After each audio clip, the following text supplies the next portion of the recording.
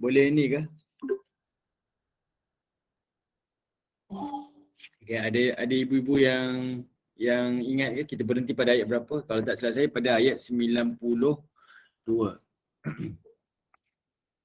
Okay. Jadinya kita tengok pada ayat-ayat di dalam surah Yusuf. Sekejap saya search.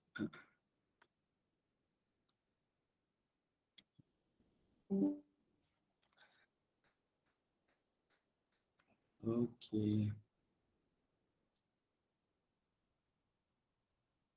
Sebenarnya kita dah berada di babak-babak akhir sebelum penghujung surah Yusuf. Okey, baik, perhatikan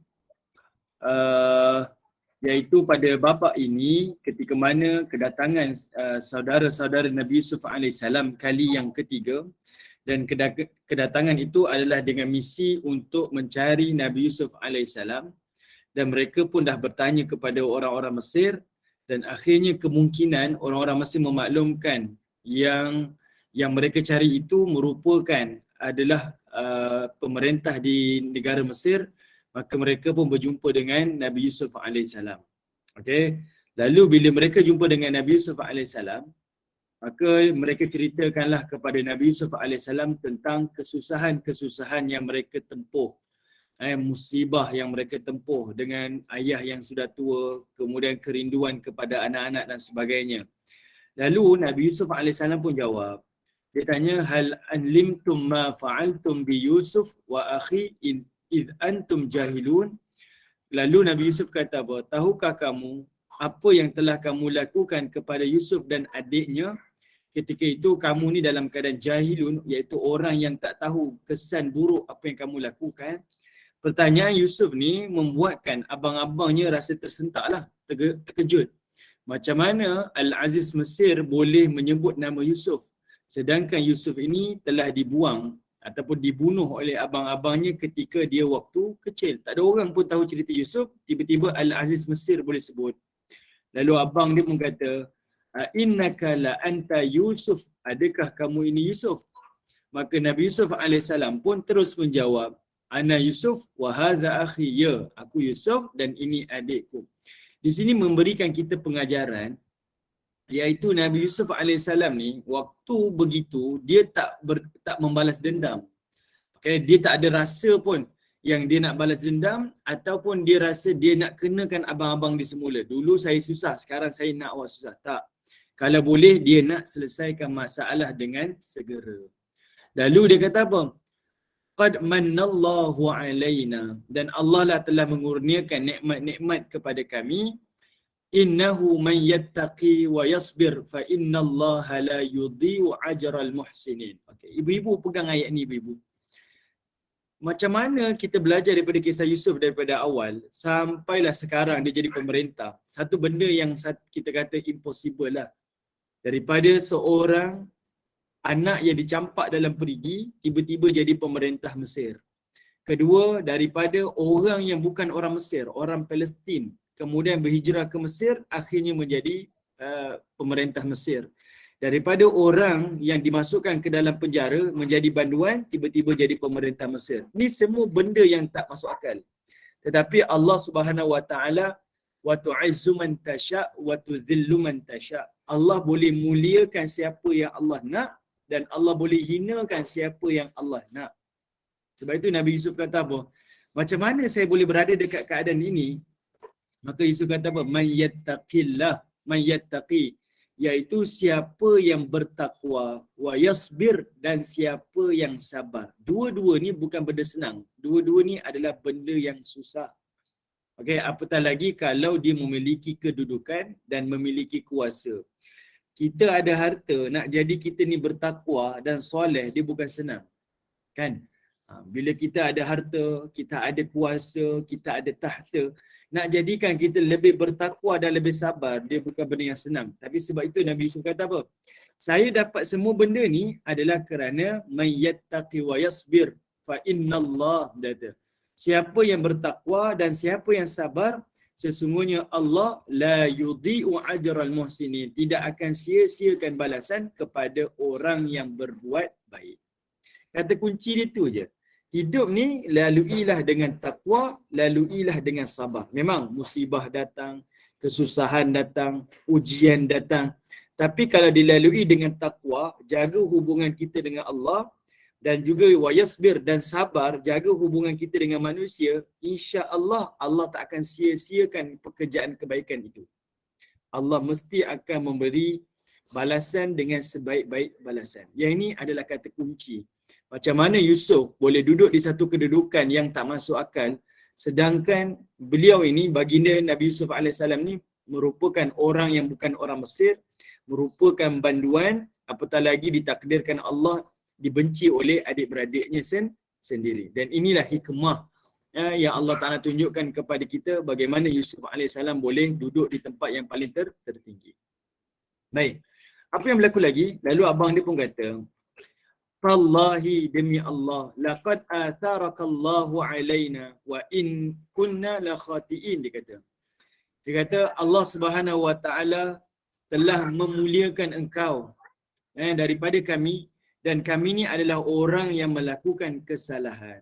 Kami ni orang yang melakukan kesalahan. Mengakulah salahnya kepada Yusuf alaihissalam.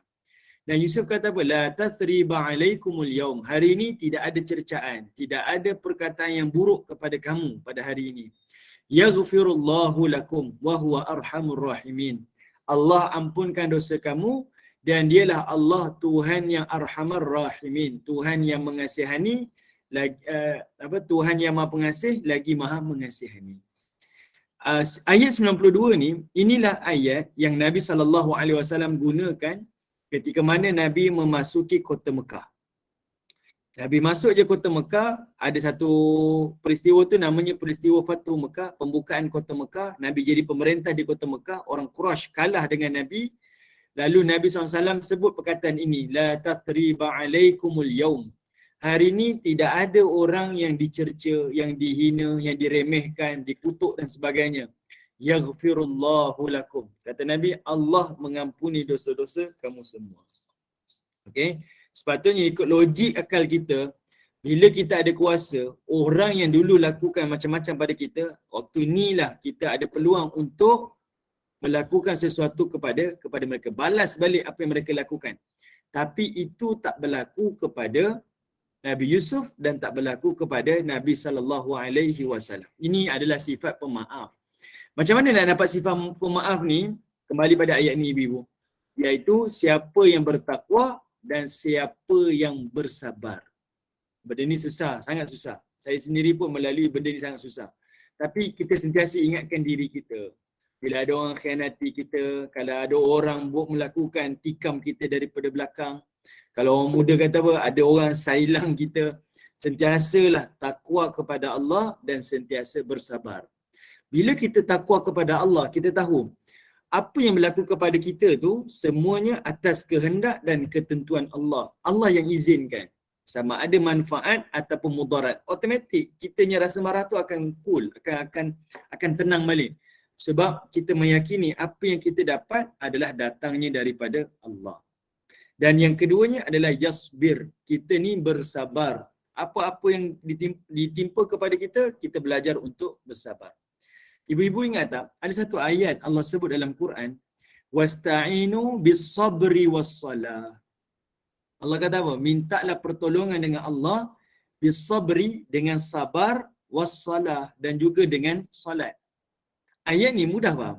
Kalau kita dalam kesusahan, sabar dan salat. Tapi maksud yang lebih luas, sabar ni iaitu kita uruskan diri kita. Yang inilah yang kita baca buku-buku motivasi daripada barat, buku-buku psikologi, buku-buku kaunseling kan. Macam mana kita nak buang perasaan marah kita? Macam mana kita nak membina motivasi kita bila kita ni ditimpa satu musibah? Yang itu kalimah sabar. Kita membina psikologi kita, kita membina kaunseling untuk diri kita. Tapi yang kedua tu, yang mana orang barat tak ada, iaitu Allah mengajar kita wassalah, iaitu menghubungkan diri kita dengan Allah. Kan secara logiknya, ibu-ibu yang dirahmati oleh Allah, bila kita ada masalah, kita perlukan satu tempat untuk kita luah, nak bercakap. Kan? Jadi Allah Ta'ala telah memberikan kita peluang untuk meluahkan kepada kepadanya. Bila kita solat, sebenarnya kita tidak ada border, tidak ada hijab antara kita dengan Allah. Bercakaplah, berserahlah, memintalah kepada Allah Subhanahu wa taala. Berapa ramai orang hari ini ada masalah tapi dia tak bangun solat untuk bercakap dan merayu ataupun bersuara mengatakan sesuatu kepada Allah. Okay? Kita ada masalah. Kita tahu kita ada masalah tapi tak sampai tahap kita bangun malam dan kita bercakap pada Allah, ya Allah saya ada masalah sekian. Percayalah kalau kita buat, mesti akan datangnya bantuan dan pertolongan daripada Allah. Okay? Yang ini yang kita kebanyakannya terlepas pandang. Sebab itu Allah pesan, kalau ada masalah, minta pertolongan bisabar. Dengan diri kamu dulu, sabar. Bina keyakinan kamu, motivasi kamu. Wassalah, dan juga mendirikan solat. Supaya kita menyerah kepada Allah Subhanahu wa taala. Okey, baik. Tanya Nabi Yusuf tak berdendam. Abang dia minta maaf, dia maafkan. Lalu Nabi Yusuf perintah. Dia kata apa? Idhabu biqamisi hadha fa'alquhu ala wajhi abi ya'ti basira wa'tuni bi ahlikum ajma'in. Kata Nabi Yusuf alaihissalam, dia kata idhabu, pergilah, dia kata. Pergilah pulang ke negeri Palestin, pulang kepada ayah, dan biqamisi, bawa bajuku ini, hadza fa'alquhu ala wajhi, dan letakkan di muka ayah. Okey, ya'ti basiran, nanti Allah akan kembalikan semula kepadanya basir, iaitu pandangannya semula. Waktu ni, dan Allah Ta'ala dan kamu semua ni datangkan kepada aku semula nanti bi ahlikum ajma'in, bawa seluruh ahli keluarga kamu. Kalau ibu-ibu perhatikan dekat sini ada dua perkara penting. Pertama, perkara yang paling penting dekat sini, okey, pertama perkara yang paling penting, macam mana Nabi Yusuf AS tahu ayahnya buta sampai tiba-tiba disuruh abang-abang dia bawa balik baju dia, letak kat muka ayah. Siapa yang boleh jawab? Ibu-ibu, macam mana Nabi Yusuf tahu ayahnya buta sedangkan Nabi Yusuf ni dah lama dah tinggalkan ayah dia? Okay? Tiba-tiba Yusuf kata, ni baju saya ni ambil letak kat muka ayah, nanti ayah hilang butanya, sembuh balik. Nanti kemudian baru dia kata, bawa semua ahli keluarga kamu datang ke Mesir. Baik, macam mana Nabi Yusuf ni tahu yang mana ayahnya buta? Ini menunjukkan Yusuf ini dia dipandu oleh wahyu. Dan ini yang saya bincang pada ibu-ibu pada kesempatan yang lalu. Masa Nabi Yaqub AS, ayah Nabi Yusuf ni dimarahi oleh anak-anaknya, abang-abang Nabi Yusuf. Ayah dia kata apa? Ana a'lamu, aku ni tahu, mir Rabbi, daripada Tuhanku. Dan dia kata, yang mana kamu tak tahu apa-apa pun. Dan Nabi Yaqub pun yakin Yusuf tak mati, Yusuf ni tak dimakan serigala, dan dia minta abang-abang dia pergi Mesir cari Yusuf, adalah kerana Nabi Yaqub itu telah diberikan wahyu. Dan dah dimaklumkan kepadanya Yusuf itu masih lagi hidup. Okay? Jadi ayahnya dapat wahyu, Yusuf pun dapat wahyu. Sebab itu Yusuf tahu. Sebab itu dia kata, ambil baju ni, letak kat muka ayah. Nanti ayah celik balik matanya. Dan Yusuf pesan pada abang-abangnya, waktu ni bi ahlikum ajmain, nanti datang ke Mesir, bawa ahli keluarga kamu. Ahli keluarga dekat sini merujuk kepada ipar-ipar ke, bawa anak-anak cucu ke, bawalah ternakan-ternakan seluruhnya. Artinya sekarang ni kita akan berpindah ke bumi Mesir. Tidak ada lagi keluarga Yaqub di bumi Palestin. Semuanya akan berhijrah di bumi Mesir. Itu mesej yang disampaikan oleh Nabi Yusuf. Apa yang kita faham? Sekarang ni Allah tunjukkan kepada kita berkat sabar dan takwanya Nabi Yusuf. Dulu dia ni dihalau, dia ni dipinggirkan, dia ni tak disukai oleh adik-beradiknya. Tapi kerana takwa dan sabarnya, sekarang keluarganya dia yang buat keputusan. Ini kadang-kadang boleh berlaku pada kita ibu-ibu. Dulu apa yang kita cakap orang tak nak dengar kan? Orang tak nak dengar, orang kata kita itulah, kita inilah kan. Jadinya tak apalah, kita sabar. Yang kita tahu apa yang saya buat ni benda yang betul. Saya pesan ni apa benda yang betul. Tapi sebabkan mungkin kita ni adik-adik, abang-abang kakak tak nak dengar. Tak apalah. Selalunya ni bila ibu-ibu kita, ayah-ayah kita dah tua dah. Kita pun dah dewasa dah, abang-abang dah dewasa dah. Selalunya dah ada konflik antara adik-beradik. Kebiasaan macam tu. Jadi kita ni cakap dah macam ni. Tak ada orang dengar. Tapi lambat laun, orang akan jumpa kita dan tanya, macam mana nak buat? Dan akhirnya, kita yang akan buat keputusan. Selalunya kes-kes macam ni dia akan berlaku bila hal-hal yang berurusan dengan tanah, rumah pusaka, kan, harta-harta pusaka. Ini selalu berlaku. Kita dulu pesan dah masa ibu hidup lah buat ni, buat ni, buat ni. Orang tak suka. Orang kata ni nak doakan ibu mati ke? Tak, ni bukan sebab soal tu. Tapi soalnya adalah untuk kita merancang mudah urusan hari mendatang. Bila ayah tak ada, mak tak ada, kan lagi senang. Ni urusan yang kita nak urus awal. Tapi masyarakat kita ni tak boleh. Dia ni bila sebut benda macam ni, dia rasa, ni susah. Sedangkan kalau tengok, harta-harta kita ni, kebanyakannya, semuanya tak boleh dicairkan, tak boleh dikeluarkan, stuck. Kerana apa? Sebabnya masalah pengurusan harta tu tak diurus dengan bijaksana. Ni hakikat yang masyarakat kita kena terima. Dan kita nanti pun dalam usia yang seperti itu, pun kita kena bertindak segera.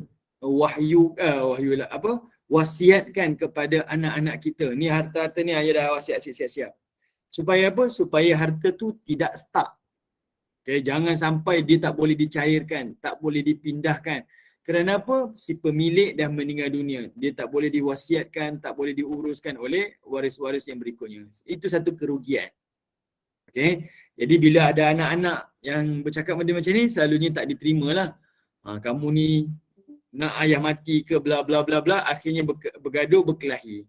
Bila bergaduh berkelahi, nanti dah tak bertegur sapa dah, itu dan sebagainya. Nanti ayah dah mati, lepas tu datang balik baru nak tanya macam mana nak uruskan itulah, uruskan ini dan sebagainya. Macam-macam urusan lah.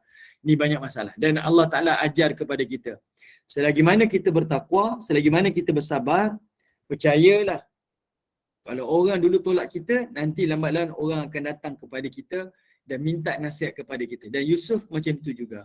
Akhirnya keputusan keluarga berada di tangan Yusuf. Dia suruh abang dia buat apa dan dia suruh abang dia jangan buat apa. Ini perintah daripada Nabi Yusuf AS. Bawa balik baju ni, letak muka ayah. Sepatutnya abang dia boleh kata, dah kenapa pula nak letak baju dekat muka ayah? Siapa kamu? Sepatutnya boleh kata macam tu. Tapi abang dia buat juga. Dan yang kedua, diperintah untuk berhijrah ke bumi Mesir. Dan abang dia pun patuh juga arahan daripada Nabi Yusuf AS. Okey, baik. Kemudian, ibu-ibu yang dirahmati Allah, Allah pun sebut, ni bila Allah gunakan kalimah walamma, ini masuk kita kata babak barulah, iaitu babak di bumi Palestin. Kata Allah walamma, dan ketika mana fasalatil 'ir. Al-'ir ini adalah unta. Al-'ir adalah unta. Merujuk kepada kafilah dagangan abang-abang dia yang datang daripada Mesir nak pergi ke Palestin. Fasalat ni adalah terputus. Okey, fasalat ni adalah terputus. Okey, fasal ni terputus. Baik, apa yang kita nak faham? Kalau tengok terjemahan dia kata apa? Mereka meninggalkan Mesir menuju ke tempat bapa mereka di Palestin. Ini perkataan yang kurang tepatlah.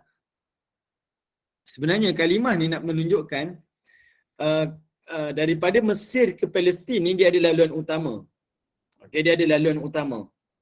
Tapi bila kafilah ni dia keluar daripada laluan dia, maksudnya di persimpangan, dia nak balik ke rumah ayah dia. Dan jarak tu tak diketahui, Allah tak sebut, tapi jarak tu jauh lah. Contohlah perjalanan bas kita ni daripada Kuala Lumpur sampai Johor Bahru. Tapi sebabkan mak kita duduk Yomping, dia ada simpang kan. Kita berhenti dekat persimpangan. Kita tak sampai Johor Bahru, tapi kita berhenti dekat tengah jalan, kita nak masuk ke Yomping, nak balik ke kampung kita, contohlah. Jadi dekat situ namanya fasalat. Okay, dekat situlah dia di persimpangan. Bila kafilah tu berada di situ, qala abuhum, maka katalah Nabi Yaqub AS, inni la ajidu riha Yusuf. Dia kata, aku ada dapat bau Yusuf lah. Ayah dia boleh bau. Dan ini adalah satu kelebihan lah bagi seorang Rasul. Okay. Allah kata, Nabi Yaqub kata, aku ada bau Yusuf lah. Laula an tufannidun, dia kata. Kalau kamu ni tak fikir aku ni nyanyuk ke, orang tua ke, apa ke, kau boleh terima. Kalau kau tak boleh terima, kau akan kutuk lah. Ini kata ayah Nabi Yusuf AS.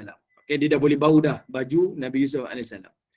Qalu, maka anak-anak Nabi Yaqub dia pun kata, siapa anak-anak dia ni? Yang ni adalah merujuk kepada menantu-menantu dia dan cucu-cucu dia. Anak-anak dia kan tadi semua dalam dagangan kan? Daripada Mesir. Sekarang ni adalah cucu-cucu dia dan menantu-menantu dia. Apa dia? Cucu dia marah dia. Menantu dia pun marah. Dia kata, Tallahi demi Allah, innaka lafi dalalil qadim. Kau ni memanglah orang yang berada dalam kebingungan daripada dulu lagi. Kalau di sini terjemahkan sebagai taksiuman. Kalimah dalal ni maksudnya sesat lah. Bingung lah, bingung. Kamu ni bingung lah. Daripada dulu lagi sampai sekarang ni tak boleh terima hakikat. Tak boleh terima kenyataan yang Yusuf ni dah meninggal dunia. Okey. Kemudian, Allah Ta'ala sambung lagi. Falamma anja al-bashir. Okay. Kata Allah Subhanahu Wa Ta'ala, dan apabila datanglah al-bashir. Al-bashir ni bererti pembawa berita gembira. Siapa al-bashir ni? Ini abang Nabi Yusuf, namanya Yahuza. Namanya Yahuza. Dia ni digelar al-bashir sebab dia ni lah juga yang dulu masa Nabi Yusuf kecil, dialah yang membawa baju Nabi Yusuf yang telah dilumurkan dengan darah kambing. Dilumurkan dengan darah kambing, lalu diletakkan kepada Nabi Yaqub. Okey, inilah abangnya, dan abang inilah yang ambil baju ni, letakkan di wajah ayahnya. Alqahu ala wajhi. Diletakkan baju itu pada wajah ayahnya. Fartadda basira, maka Allah kembalikan pandangan kepada ayahnya. Qala, maka kata Nabi Yaqub, alam akul lakum, bukankah aku dulu dah berkata, ini sesungguhnya aku dulu a'lamu minallah, aku tahu benda-benda ni sebab ia datang daripada Allah. Ini merujuk Nabi Yaqub terima wahyu. Ma la ta'lamun, sedangkan kamu tak tahu apa-apa.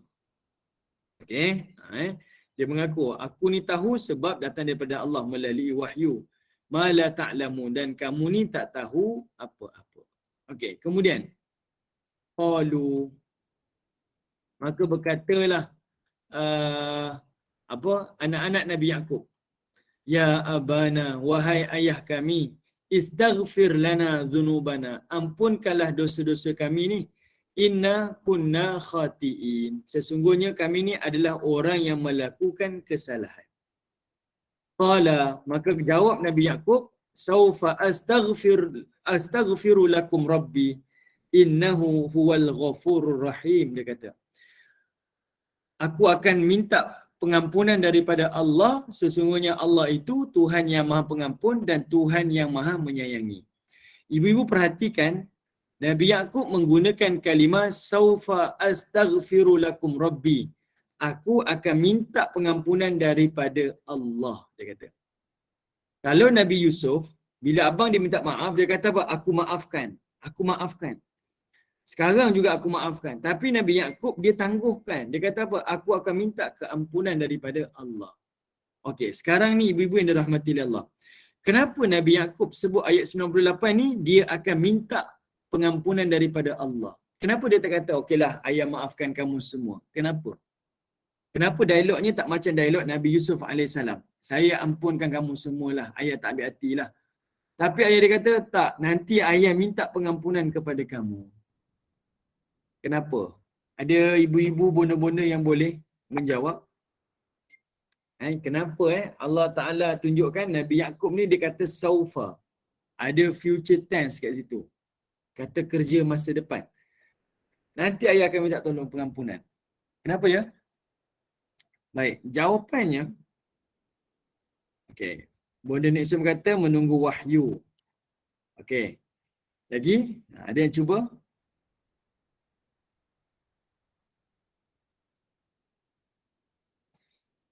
Okey, baik. Ada sebahagian mereka menyebutkan ini menunjukkan Nabi Yaqub ni mempunyai sifat seperti mana manusia. Okay, dia ada sifat seperti manusia. Dia ada rasa terkilan lah dengan perbuatan-perbuatan anaknya. Itu sebahagian pendapat lah. Okey. Bonda Rosita kata bersangka baik dengan Allah. Okey, ibu-ibu dengar ya. Pada ayat 98 ni, bila Nabi Yaqub kata apa? Nanti aku akan maafkan kamulah. Minta pertolongan, minta pengampunan daripada Allah. Pertama, Ada yang mengatakan Nabi Yaakob ni terkilan dengan perangai anak dia. Bila ayah cakap macam ni, anak cakap macam ni. Biar ayah cakap macam ni, anak cakap macam ni. Seolah-olahnya mereka ni tak hormat langsung dengan Nabi Yaakob alaihissalam. Memang disebutkan perkataan itu adalah perkataan yang biadab. Anak-anak Nabi Yaakob ni bercakap dengan Nabi Yaakob ni dengan perkataan yang biadab. Okey. Memang ada sebahagian kata Nabi Yaakob terasa hati, terkilan dengan perangai anak-anak dia. Sebab itu dia tangguhkan pengampunan Allah. Tapi pandangan yang kedua ni lebih kuat dan saya lebih berpegang pada pandangan yang kedua.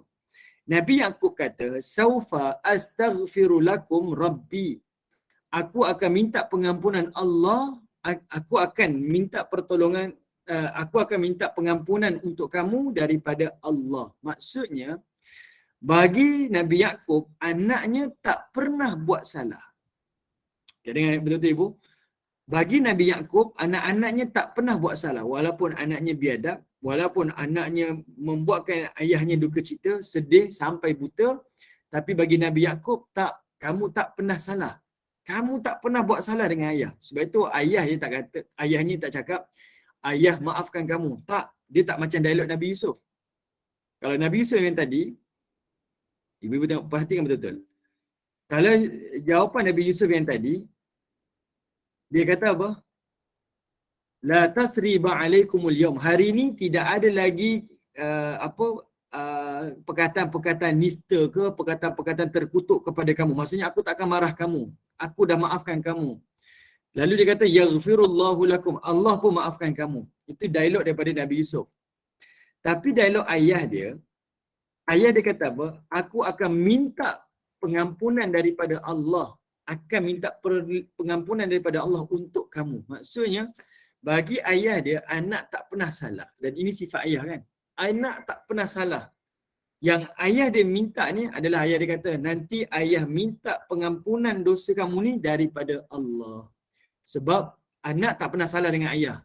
Tapi ayah dia kata, yang salah adalah kamu dengan Allah. Dan ayah akan doakan untuk kamu supaya Allah maafkan kamu. Bila dia nak minta pengampunan ni, kata Abdullah bin Mas'ud, Nabi Yaakob minta pengampunan Allah adalah pada waktu tahajudnya nanti. Sebab itu digunakan kalimah saufa. Ini sifat seorang ibu, sifat seorang ayah kan. Anak-anak kita buat macam mana pun, kita tak pernah nak marah. Bukan tak pernah marah lah. Kita tak pernah terasa hati, tak pernah simpan pun dalam hati kita. Kan? Kita sentiasa memaafkan. Dan itulah yang berlaku kepada Nabi Yaakob. Okay? Dan dia hanya rasa apa? Kesalahan yang kamu buat ni bukan dosa dengan ayah. Ayah dah maafkan kamu. Tapi itu adalah dosa kamu dengan Allah. Dan ayah dia pula kata, ayah akan minta pengampunan untuk engkau nanti kepada Allah. Iaitu di dalam solat tahajud. Kalau boleh minta sekarang. Tapi ayahnya memilih waktu yang paling istimewa untuk mendoakan untuk anak-anaknya. Okay? Ini antaralah pengajaran yang kita boleh nampak. Dan ayah dia pujuk anak dia. Ayah dia kata apa? Innahu. Sesungguhnya Allah itu huwal ghafurur rahim. Tuhan pengampun, Tuhan penyayang. Kan bila mungkin ayah anak akan kata, ayah, kalau ayah minta ampun nanti Allah maafkan ke? Seolah-olahnya Nabi Yaakob dah pujuk anak dia. Jangan risau, insya-Allah Allah tu Tuhan pengampun dan Allah itu Tuhan yang Maha Penyayang. Okey. Sambil dia sendiri yang kita kata willing lah untuk memaafkan anaknya dan willing untuk mendoakan untuk anak-anaknya di waktu-waktu yang utama, waktu-waktu yang special di dalam tahajud dia. Dan dia sendiri yang memujuk anak-anaknya. Dan ini memang sifat seorang ibu dan ini memang sifat seorang ayah. Okey? Baik. Okey, baik. Kemudian ayat yang ke-99. Okey, ayat yang ke-99. Baik, sebenarnya ibu-ibu yang dirahmati oleh Allah, peranan ibu dengan peranan ayah, yang mana yang lebih utama? Dalam rumah tangga ni, peranan ibu dengan peranan ayah, yang mana yang lebih utama? Rasa-rasalah. Peranan ibu dengan peranan ayah, yang mana yang lebih utama? Peranan ayah. Okey, betul. Puan Farhana kata Nabi Yaakob punya hati sabrun jamil. Betul. Itulah yang menzahirkan sifat sabrun jamil tu. Baik, jawapannya adalah ayah. Jawapannya adalah ayah. Sebab itu dalam Quran, watak ayah dengan anak ni banyak. Banyak Allah Ta'ala sebutkan. Dan watak ibu dengan anak ni sedikitnya. Watak ibu dengan anak ni hanya kepada Nabi Isa saja. Tapi kalau ayah dengan anak ni banyak. Kisah Nabi Ibrahim dan Ismail. Kisah Nabi Yaakob dengan anak-anaknya. Lagi apa lagi? Kisah Luqman dan anak-anaknya. Ini semua adalah bercerita tentang ayah dengan anak. Sebab itu, saya baca dalam buku psikologi, ilmu parenting lah. Dia kata macam mana pun sibuk ayah ni, sehari, ayah ni dia mesti ada 3 waktu dengan anak. Ataupun salah satu, 3 waktu ni. Pertama, iaitu dia bermain bersama. Maksudnya daripada pagi sampai petang ayah bekerja kan. Tapi dia mesti kena ada ambil satu waktu, iaitu bermain bersama dengan anak. Bonding tu dengan anak mesti ada. Okay. Yang kedua pula, kalau tak dapat, dia mesti ada waktu mandikan anak. Sama ada mandi bersama ataupun dia yang mandikan anak dia. Dan yang ketiganya, iaitu kalau tak dapat juga, waktu sebelum anak tidur. Sebelum anak tu tidur. Waktu itulah kita yang tidurkan anak-anak kita. Dan Nabi Ibrahim AS tunjukkan satu sunnah kepada kita. Bila mana Allah Ta'ala perintah pada Nabi Ibrahim, wa idh bawwa'na li Ibrahim makanal bait. Allah kata, wahai Ibrahim, ini tapak yang kami sediakan. Bangunkan Kaabah. Allah suruh bangunkan Kaabah. Perintah itu untuk Nabi Ibrahim. Wa idh bawwa'na li Ibrahim. Allah kata, Ibrahim saja. Tapi Ibrahim bangunkan Kaabah bersama dengan Ismail. Allah tak suruh Nabi Ismail, Allah suruh Nabi Ibrahim. Tapi Ibrahim bawa Ismail membina Kaabah. Dan kata para ulama, di situlah adanya teladan bagi seorang ayah. Iaitu dalam hal-hal ibadah kita, kita kena bersama-sama dengan anak-anak kita. Kenapa tidak?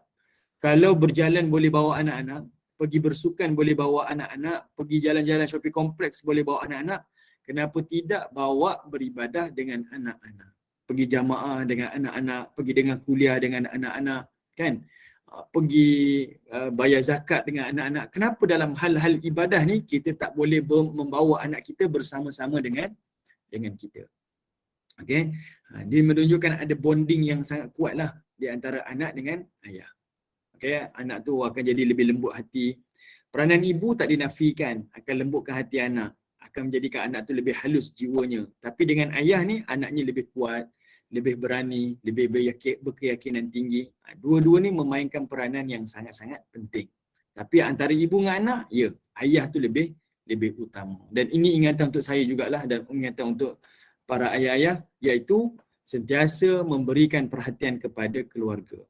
Kalau ibu-ibu baca dalam surah At-Tahrim, surah At-Tahrim ni surah yang Allah tegur Nabi SAW. Okay, surah At-Tahrim. Dalam ayat tu Allah kata apa? Ku anfusakum wa ahlikum nara. Nabi ni orang yang sibuk di luar rumah dia dengan peperangan, dengan nak berdakwah kepada kaum muslimin, kemudian sibuk dengan pemerintahan di Madinah. Tapi Allah pesan secara halus kepada Nabi, dalam masa yang sama, ku anfusakum wa ahlikum. Jaga diri kamu dan jaga keluarga kamu daripada api neraka. Maksudnya dalam kita sibuk bekerja ni, khusus untuk ayah lah yang memang bertanggungjawab kan nak bayar nafkah ni. Jangan lupa tanggungjawab kita dalam rumah tangga.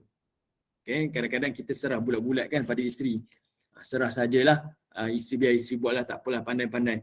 Jangan kita lupa, ada tanggungjawab kita di situ. Okay? Baik. Alright. Ibu-ibu yang dirahmati oleh Allah Subhanahu Wa Taala. Sekarang kita tengok. Allah sambung lagi, falamma. Bila sebut falamma ni, maksudnya merujuk kepada scene yang lain, babak yang lain. Dakhalu ala Yusuf. Ayahnya Nabi Yaakob, isteri Nabi Yaakob, ibu Nabi Yusuf lah. Dan juga adik-beradiknya, termasuklah ipar-iparnya, termasuklah anak-anak buahnya. Semuanya berjumpa dengan Yusuf di Mesir. Ini kedatangan kali keempat, mereka dah bertemu dah, bergabung adik-beradik dah. Okey, kemudian Allah kata apa?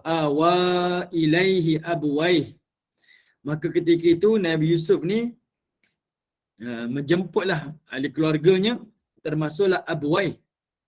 Abwaih ni iaitu ayah dan ibunya. Maksudnya ibu Nabi Yusuf masih lagi hidup. Ayahnya ada, ibunya ada.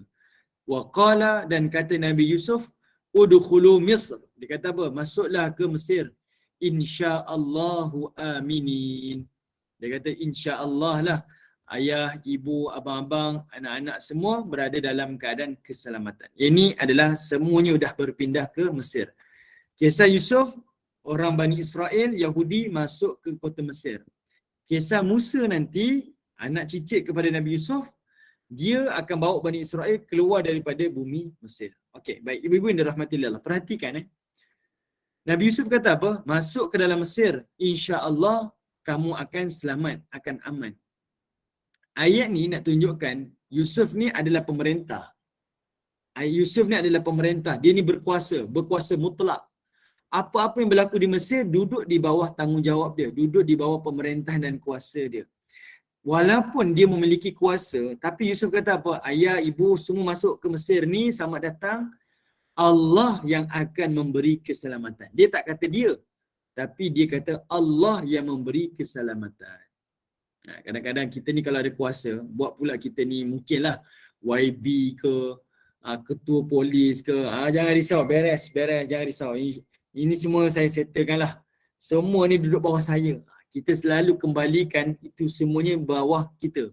Kita akan kembalikan ini semuanya dalam perlindungan kita.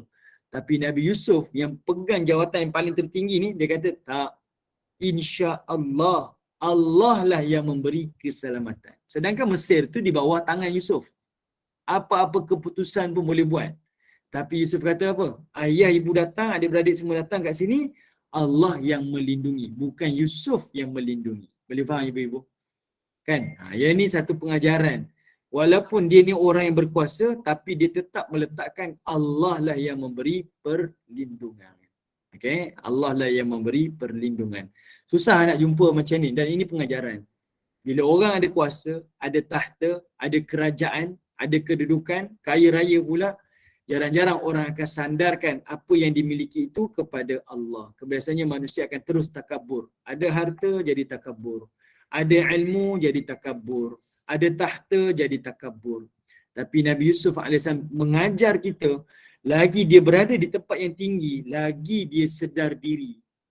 Yang mana saya tak ada apa-apa pun, melainkan apa yang saya dapat ini adalah daripada Allah. Semua yang saya dapat ini adalah daripada Allah. Saya rasa kita pun boleh tengok pada diri kita kan. Mungkin daripada seorang anak kampung, kemudian kita belajar bla bla bla bla, tup-tup berjaya macam hari ni. Kita tak nafikan, ni semuanya adalah daripada Allah. Kan? Semuanya adalah daripada Allah. Ni ada harta sikit dah tak solat. Kan? Ada harta sikit jadi sombong. Ada harta sikit, sebab itu fitrah. Itu fitrah daripada manusia. Tapi Allah mengajar kita tentang Rasul. Meletakkan seluruhnya kepada Allah. Okey, Puan Farah. Puan Farah ni semalam pun tanya saya kan. Ustaz minta penjelasan tentang korban zaman Nabi. Maksudnya apa? Nak tanya apa pasal zaman Nabi korban? Puan Farah boleh detailkan soalannya? Nak tanya tentang apa? Korban zaman Nabi? Kalau saya jawab Kalau Puan tolong detailkan sikit soalannya. Okey, baik, kita sambung lagi. Sementara tunggu soalan Puan daripada Puan Farah. Okey, kemudian wa rafa'a abwaihi. Maka Nabi Yusuf AS angkat meletakkan ayahnya di tempat yang tinggi, alal arash, iaitu di tahtanya, di singgasananya. Wa kharru lahu sujjada, dan seluruh ayah dia, ibunya, abang-abangnya, ipar-iparnya kharru ni maksudnya rebahkan tubuh. Rebahkan tubuh. Rebahkan ni maksudnya tersungkurlah. Tersungkur sujud kepada Yusuf AS. Kharru lahu sujjada. Dia tersungkur sujud kepada Yusuf AS. Semuanya sujud kepada AS. Wa qala, dan kata Yusuf AS, ya abati hadza ta'wilu ru'yaya min qabl qad ja'alaha rabbi haqqan. Dia kata, wahai ayahku, inilah takwil mimpiku sebelum ini. Masa cerita awal dulu, inilah takwil mimpiku dulu. Qad ja'alaha rabbi haqqan, dan Allah telah menjadikan mimpi ini adalah benar. Kan dia kata apa? ahada asyara kaukaban wasyamsa wal qamar. Aku telah melihat ada 11 bintang termasuklah bulan dan matahari sujud kepada aku. Kan? Awal dulu surah Yusuf Allah Ta'ala sebut dulu. Yang inilah peristiwanya. Seluruhnya sujud. Ayahnya, ibunya dan adik-beradiknya termasuklah ipar dua anak-anak buah. Semuanya sujud kepada Nabi Yusuf alaihissalam. Baik, sujud dekat sini adalah sebagai sujud perintah. Maksudnya Allah perintah sujud dan mereka sujud. Bukan bermakna mereka menyembah Nabi Yusuf alaihissalam. Tapi mereka sembah Allah kerana ini adalah perintah Allah. Seperti mana Iblis diperintahkan untuk sujud Ibrahim.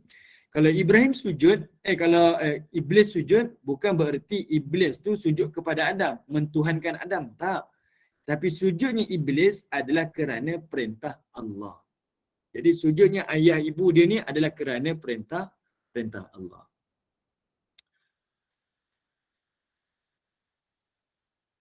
Okey, Ustaz, Nabi Yaakob ini mata dia tak nampak, betul ke? Betul. Jawapannya adalah betul. Okey. Jawapannya adalah betul. Sebab itu Nabi Yusuf tadi sebelum ni, dia ambil baju tu, dia kata kat abang dia, ni nanti letak dekat muka wajah ayah dia nanti. Nanti ayah akan kembali melihat. Sebab itu Allah Ta'ala sebut tu. Kalimah tu. Sebab nak tunjukkan Yaakob ni buta. Okay, Yaakob buta kerana kesedihan melampau lah kehilangan anak-anaknya. Okey, baik. Kemudian, okey, ibu-ibu yang dirahmati oleh Allah, cuba kita tengok, cuba kita fikir, yang 11 bintang tu, yang 11 bintang tu kita tahu siapa? 11 bintang tu merujuk kepada adik-beradik Nabi Yusuf alaihissalam. Manakala bulan dan matahari yang Allah kata, kan adanya syams wal qamar. Matahari itu merujuk kepada ibu Yusuf, manakala bulan itu merujuk kepada Nabi Yaakob. Sebab itu Allah kata ahada asyara kaukaban wasyamsa wal qamar.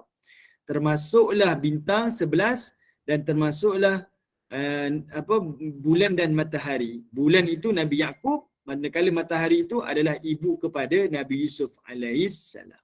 Okey. Kemudian waqad ahsana bi id akhrajani minas sijn. Maka kata Nabi Yusuf alaihissalam, dan sesungguhnya ahsana bi, Allah lah Tuhan yang memberikan aku kebaikan. Nampak? Yusuf ni dia sentiasa melihat takdirnya itu baik. Allah lah yang memberikan aku kebaikan apabila mengeluarkan aku minas sijn, daripada penjara. Wa jaa bikum minal badwi, dan dia datangkan aku ke Mesir ini daripada perkampungan, daripada desa pada pasir, dia kata. Kemudian min ba'di an nazagha syaitan, dan dia juga menyelamatkan aku daripada godaan-godaan syaitan.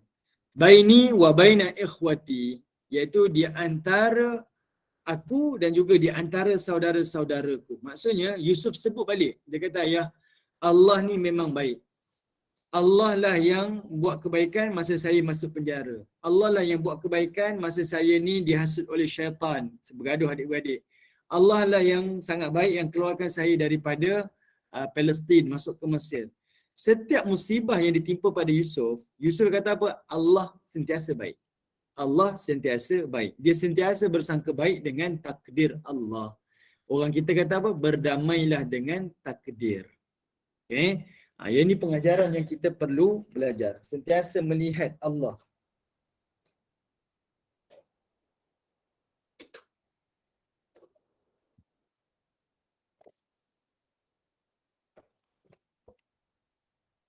Okay? Sentiasa melihat Allah Subhanahu Wa Taala buat kebaikan-kebaikan di dalam kehidupan kita. Apa yang berlaku kepada kita, semua itu adalah kehendak daripada Allah. Dan sudah tentu semuanya itu baik. Jadi bayangkan, kalau Yusuf tak dibuang dalam perigi, tak berpindah ke Mesir, bolehkah dia jadi Perdana Menteri? Sudah tentu tidak. Kalau dia tak masuk dalam penjara, sudah tentu dia tidak akan dikeluarkan dan dia akan jadi Perdana Menteri di Mesir. Sebab apa? Sebab kerana dia duduk penjara lah, raja ni tanya, raja ni, bukan minta maaf. Bukan raja. Kerana dia masuk ke penjara lah, dia berjumpa dengan pelayan raja tu.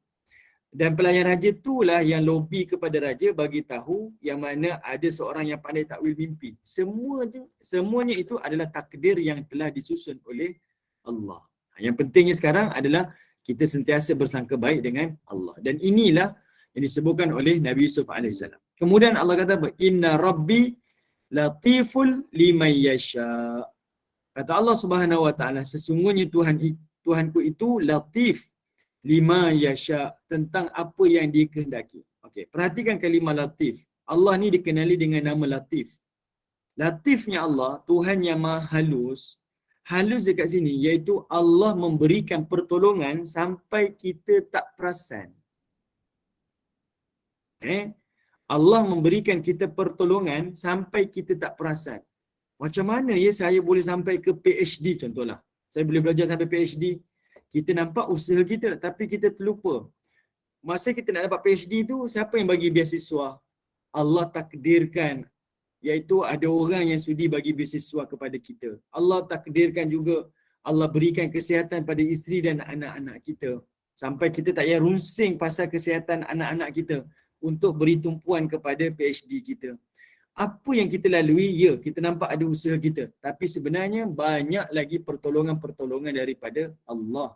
Yang jarang-jarang kita sedar, itu adalah pertolongan daripada Allah. Ini pengajaran. Sebab itu Yusuf kata apa? Tuhan aku itu memang latif. Tuhan yang maha halus. Tak nampak adanya Allah. Tapi di situnya adanya pertolongan dan bantuan daripada Allah. Okey, Bonda Hasiah kata ayat 86. Ya, sebelum tu saya tengok soalan yang lain dulu ya. Ustaz, penduduk Mesir asal tak rasa senang ke bila keluarga Nabi Yusuf diangkat oleh Nabi Yusuf di istana kerajaannya? Okey. Baik, terima kasih Bonda Nixum. Sebenarnya orang-orang Mesir tak suka Nabi Yusuf ni diangkat menjadi raja mereka. Jangan kata keluarganya. Mereka memang tak suka Nabi Yusuf ni diangkat menjadi raja. Okey, tak suka. Dan mereka sentiasa mendoakan kematian kepada Nabi Yusuf AS. Yang ini Allah rakamkan dalam satu ayat.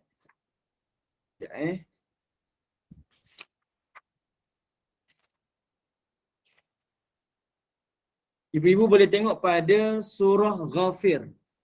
Surah Ghafir iaitu surah yang ke-40 ayat 34. Ini untuk Bonda Nixum lah yang tanya tu. Adakah orang Mesir ni tak rasa senang? Ya, mereka tak rasa senang. Boleh tengok pada surah yang ke-40 ayat 34. Nanti kalau ada kesempatan saya akan explain. Orang Mesir memang tak suka kepada Nabi Yusuf AS. Okey? Baik. Okey, tadi soalan apa? Bonda Hasiah doa ayat 86. Okey, doa ayat 86. Jangan saya check.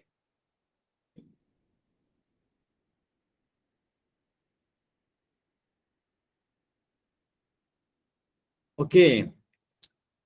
Nabi Yaqub kata sesungguhnya aku hanyalah mengadu kesusahan dan duka citaku. Yang ni kita dah bincang itu kan. Innama ashku bathi wa husni. Yang ini ibu-ibu, dia bukan doa ni. Ini bukan doa. Yang ini adalah ucapan daripada Nabi Yaqub ni, dia rasa sedih sangat dengan perbuatan anak-anak dia. Dia kata apa? Kalau saya cakap anak-anak tak nak dengar, tak apalah. Saya pendam perasaan dan saya akan luahkan hanya kepada Allah. Bathi dekat sini iaitu dia memendam rasa, perasaan tu, marah, sedih, duka cita, dia pendam. Dan dia akan luah hanya kepada Allah. Wahuzni, dan kesedihan aku ini kepada Allah. Itu kalimah dia lah. Maksudnya dia pujuk diri dia, tak apalah kalau anak-anak tak nak dengar cakap saya, tak apalah. Saya simpan seorang-seorang, saya akan luah pada Allah Ta'ala. Dia bukan doa. Tetapi satu ucapan Nabi Yaqub memujuk hatinya ketika mana anak-anaknya herdik ayah dia. Ditemplak pula ayah dia. Ayah dia cakap macam ni, ditemplak pula. Itu yang Allah Ta'ala sebutlah pada ayat 86 tu. Okey, baik. Kemudian Allah kata apa? Innahu huwal alimul hakim. Dialah Allah, Tuhan yang maha mengetahui, lagi Tuhan yang maha bijaksana. Okey, kemudian Allah kata apa? Rabbi qad ataitani minal mulk wa 'allamtani min ta'wilil ahadis fatiras samawati wal ard anta waliyyi fid dunya wal akhirah tawaffani musliman wa alhiqni bis salihin. Okey, ayat yang 101 ni ibu-ibu kena tengok ayat 101 ni. Okey, ayat 101 ni merujuk kepada bila semua benda dah selesai, semua urusan dah selesai, ayah-ayah semua dah baik dah, semua dah duduk bersama-sama di Mesir, dan Allah rakamkan doa Nabi Yusuf. Nabi Yusuf doa apa? Rabbi qad ataitani, wahai Allah, engkau telah berikan kepada aku minal mulk, sebahagian daripada kerajaan. Wa 'allamtani minan ta'wilil ahadis, dan kau telah mengajarkan aku sebahagian daripada ilmu takwil mimpi. Artinya apa? Yusuf bagi tahu dia berada di kemuncak kenikmatan. Pertama, dia diberikan kuasa, dan yang kedua dia diberikan ilmu. Dua-dua ni dimuliakan. Ada orang ada kuasa, automatik dia akan dimuliakan. Ada orang dia ada ilmu, automatik dia akan dimuliakan. Tapi Nabi Yusuf dia dapat dua-dua. Dia ada kuasa dan dia ada ilmu. Betul? Ada orang dia ada kuasa tapi tak ada ilmu. Ada orang ada ilmu tapi tak ada kuasa. Tapi Nabi Yusuf, Allah berikan dia dua-dua kemuncak kenikmatan dunia ni. Dia ada kuasa dan dia ada ilmu. Jadi dia kata, wahai Allah, kau telah berikan kepada aku dua nikmat yang paling besar. Nikmat kerajaan, nikmat kuasa dan juga nikmat ilmu. Okay, disebut. Lalu Nabi Yusuf kata apa? Fatiras samawati wal ard. Kaulah Tuhan yang ciptakan langit dan bumi ni. Anta waliyyi. Perhatikan dia kata anta waliyyi. Engkaulah pelindungku. Fid dunya wal akhirah. Dekat dunia ataupun dekat akhirat. Nabi Yusuf meletakkan Allah lah pelindung kepadanya. Bukan jawatan dan kuasa yang melindungi Yusuf dan bukan ilmu yang melindungi Yusuf. Tetapi Allah. Itu ingatan kepada kita ni. Bila kita ada ilmu, bila ada kuasa, kita rasa apa? Kuasalah yang menjamin saya dekat dunia. Ilmulah yang menjamin saya dekat dunia dan hari akhirat. Tapi kata Yusuf, tak. Anta waliyyi, wahai Allah. Engkaulah yang lindungi aku. Bukan harta yang lindungikan aku, bukan jawatan yang melindungi aku, bukan ilmu yang melindungi aku. Yang ini menjadikan Yusuf ni jadi tawaduk. Yang ini sentiasa yang kita kena ingat selalu. Kalau kita ada harta, ada apa, kita jangan, kan ada orang macam itu tuan-tuan. Dia rasa semua orang ni salah. Semua orang ni benda yang tak baik. Dia lupa tuan-tuan, apa yang dimiliki itu datangnya daripada Allah. Dan kita ni tak bergantung pada benda ni. Kita ni bergantung dan bersandar kepada Allah. Saya ada satu contoh lah. Saya tak sebutlah siapa orang ni. Tapi disebutkan oleh tukang kebun dia kata tuan saya ni punya baik kepada saya ni. Daripada dia ni biasa-biasa, sampailah hari ni dia berjaya jadi tokoh dekat Malaysia ni. Kalau ada apa-apa nikmat yang dia dapat, dia akan kongsikan kepada dia punya pekerja-pekerja dia. Dia kata sampai tahap, jangan kata benda-benda yang lain lah, semua dapat. Sampai tahap dia makan durian pun, dia panggil, dia call. Cik datang rumah ya, ambil durian, saya beli durian ni. Sampai tahap tu. Sampai tahap tu. Sebab apa? Dia rasa semua orang sama. Tak ada beza pun saya ni tuan ke, kamu pekerja. Tak ada beza. Kerana apa? Ini Yusuf ajar kita. Anta wali. Dia tak rasa yang dia miliki tu kelebihan. Dia tak rasa pun. Dan dia tak rasa apa yang dia miliki tu akan menyelamatkan dia dunia akhirat. Dia tak rasa. Bahkan dia kata apa? Anta wali. Engkaulah yang akan melindungiku, menyelamatkan aku dunia dan hari akhirat. Itu yang pertamalah. Yang kedua, Yusuf kata apa?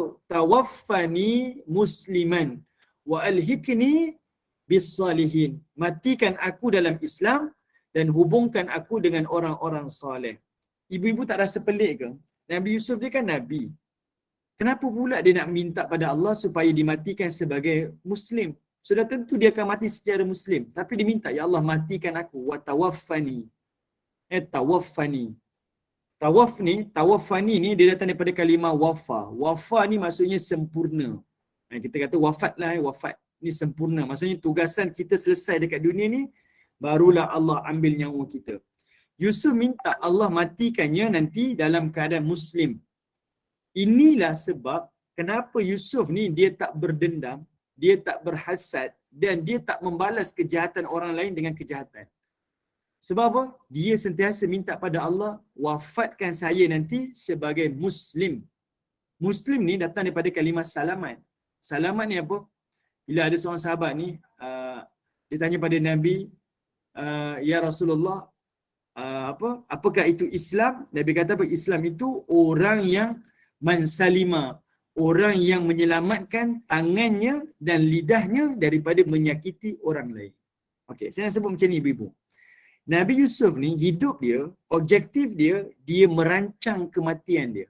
Saya nak mati dalam keadaan sekian-sekian perkara. Bila dia rancang kematiannya, automatik dia merancang kehidupannya. Betul tak? Selalunya kita rancang kehidupan kita. Ni nak masuk tahun baru nanti, okey, apa yang saya nak? Saya nak kurus, saya nak kaya raya, saya nak pergi haji lah, saya nak itulah, nak ini. Itu kita rancang kehidupan kita. Tapi orang mukmin diajar, kita merancang kematian kita. Kita nak mati cara mana? Bila kita merancang cara mati kita, automatik kita akan merancang cara hidup kita. Betul tak? Bila kita rancang cara mati kita, automatik kita akan rancang cara hidup kita. Okay? Rancang cara mati ni maksudnya kita merancang cara hidup kita. Saya nak mati di masjid.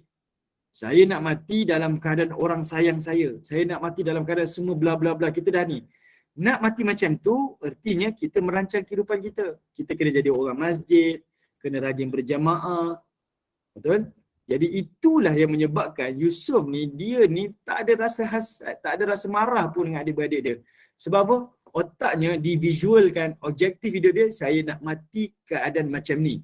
Maka kehidupan saya mesti macam ni. Merancang kematian kita, automatik merancang kehidupan kita. Yang inilah clue yang Allah berikan. Macam mana kehidupan Yusuf daripada awal sampai ke ayat 101 ni macam ni. Sebab pada doa ini kita nampak itulah Yusuf alaihissalam. Okey, kita berhenti dekat sini dahulu. Kita berhenti dekat sini dulu. Tadi Bonda Farhana tak tanya tak tanya soalan Tak apa, nanti kan ada soalan dia tanya balik Saya pun tak pasti. Maksudnya apa korban zaman Nabi ke nak umumnya? Nanti petang nantilah saya jawab insya-Allah Ada tadi Bonda Farah. Nanti saya akan jawablah. Okey, baik. Ada apa-apa soalan ke?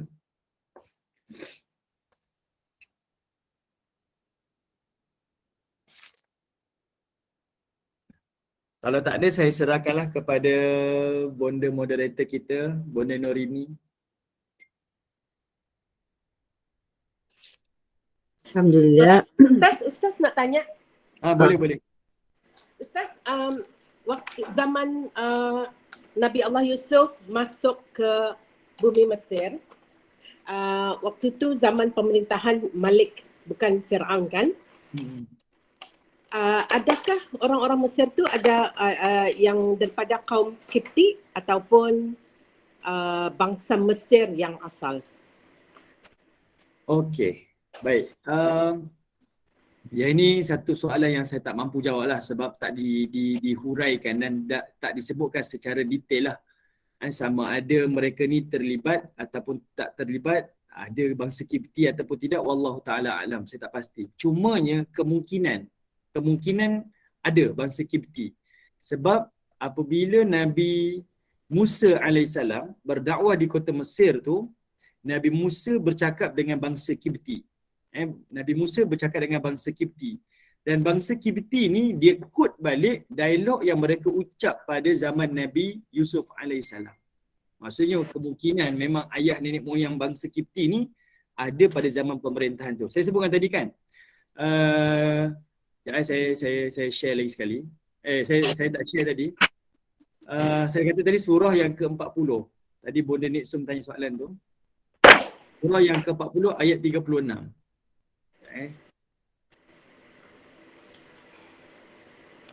Surah yang ke-40 ayat 36. Surah Ghafir ataupun dikenali sebagai surah Mukmin ayat 36. Allah Ta'ala sebut, saya tengah cek.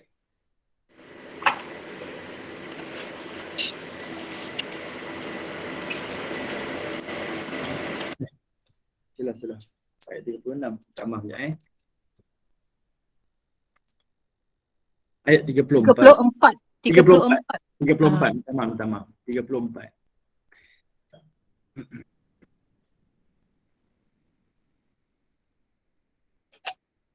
Okey, cuba tengok ni. Allah kata apa? Walaqad ja'akum Yusuf min qabl bil bayyinat. Kata Nabi Musa. Nabi Musa apa? Sesungguhnya Nabi Yusuf ni dah datang kepada kamu, iaitu orang Mesir. Sebelum ini bil bayyinat, dengan membawa bukti-bukti daripada Allah, tanda-tanda kerasulan. Fama ziltum fi syak mimma ja'akum bih. Tetapi kamu tetap dalam keadaan keraguan, dalam keadaan syak kepada dia. Hatta idza halak. Kata Allah Ta'ala, hatta idza halak. Halak ni bererti binasa. Halak ni bererti binasa. Kalau ibu-ibu tak terjemahan, diterjemahkan sebagai mati. Okay? Maksudnya Nabi Yusuf ni mati. Wafatlah. Tapi orang Mesir panggil Nabi Yusuf ni halak. Nabi Yusuf ni musnah. Binasa dia kata. Kultum, dan kamu semua kata apa? Lam yab'athallahu min ba'di. Allah sekali-kali tidak akan membangkitkan selepas si Yusuf ini rasul lagi. Kadzalika yudillullahu man huwa musrifun murtab. Demikianlah Allah menyesatkan sesiapa yang derhaka dan yang ragu-ragu kepada balasan daripada Allah Ta'ala. Okay. Ayat ni Allah sebut kenapa Nabi Yusuf ni disebut halak, iaitu orang Mesir ni pertama yang Bonda Nixon tanya, adakah orang Mesir suka Yusuf? Jawapannya tak suka. Sebab itu dia memanggil hari kewafatan Yusuf tu sebagai halak, hari kebinasaan. Dia menanti-nanti hari kebinasaan kepada Yusuf AS. Bila Yusuf wafat saja, orang Mesir kembali balik menjadi jahat. Kembali balik melakukan kemaksiatan dan sebagainya. Sampailah tibanya zaman Fir'aun dan kemudian bangkitlah Nabi Musa AS. Sampai keluar daripada Mesir. Ini Allah Ta'ala sebut. Dan ini juga mungkin sebab zaman Nabi Musa tu adalah zaman Kibti, bangsanya bangsa Kibti. Dan Nabi Musa siap kata, kultum, kamu yang kata. Maksudnya kamu tu merujuk kepada bangsa dia lah. Jadi jawapan juga kepada Bonda Nur Azhar juga, kemungkinan bangsa Kibti ada dalam pemerintahan Nabi Yusuf. Cumanya dia bukan majoriti lah, mungkin. Wallahu a'lam. Terima kasih Ustaz. Sama. Okey, baik. Okey. Kita tutup Ustaz. 9.25. Baik. Alhamdulillah, Alhamdulillah, Allahu Akbar. Banyak pengajaran yang kita ambil dari Tadabbur Surah Yusuf ini. Kita tangguhkan kuliah duha kita hingga ke hari lain. Antara pengajaran yang kita dapat dari sini, tidak berdendam, sentiasa memaafkan.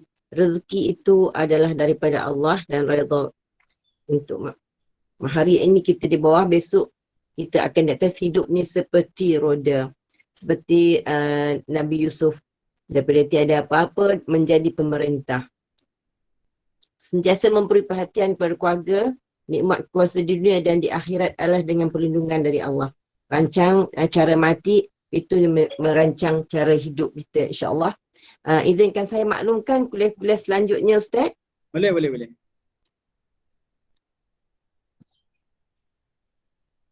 Okey, kuliah selanjutnya pada kuliah Zuhur pada pukul 2 petang, Ustazah Helen, halaqah tahfiz, kelas hafazan. Pada pukul 5.15 petang, kuliah Asar, Ustaz Muhammad Aizuddin lagi dengan tajuk hadis. Pada 8 malam, kuliah Maghrib, Ustaz Abdullah bin Tuda, Aqidah Ahli Sunnah wal Jamaah. Pada jam 9 malam, Ustazah Humairah, Talaqi Gema Nur Iman. Pada pukul 9.15 malam, kuliah Isyak, Ustaz Khairul Fahmi bin Muhammad Anwar, Kurban antara rahmat dan kasih sayang Allah. Itu untuk hari ini. Terima kasih. Terima kasih Gema Nur Iman, kepada Puan Rosniati dan AJK GNI. Terima kasih Ustaz, terima kasih semua jemaah Jannah. Alhamdulillah, bagi menutup majlis, mohon Ustaz bacakan doa, tasbih kafarah dan al-as. Terima kasih Ustaz. Assalamualaikum warahmatullahi wabarakatuh. Bismillahirrahmanirrahim. Subhanallah wa bihamdi, subhanakallah wa bihamdika, asyhadu an la ilaha illa anta wa astaghfiruka wa atubu ilaik. Subhana rabbika rabbil izzati amma yasifun wa salamun alal mursalin walhamdulillahi rabbil alamin. Wal 'asr innal insana lafi khusr illa alladhina amanu wa 'amilus solihat wa tawassaw bil haqq wa tawassaw bis sabr. Alhamdulillahi rabbil alamin. Terima kasih semua. Assalamualaikum warahmatullahi wabarakatuh. Waalaikumsalam. Terima kasih Ustaz.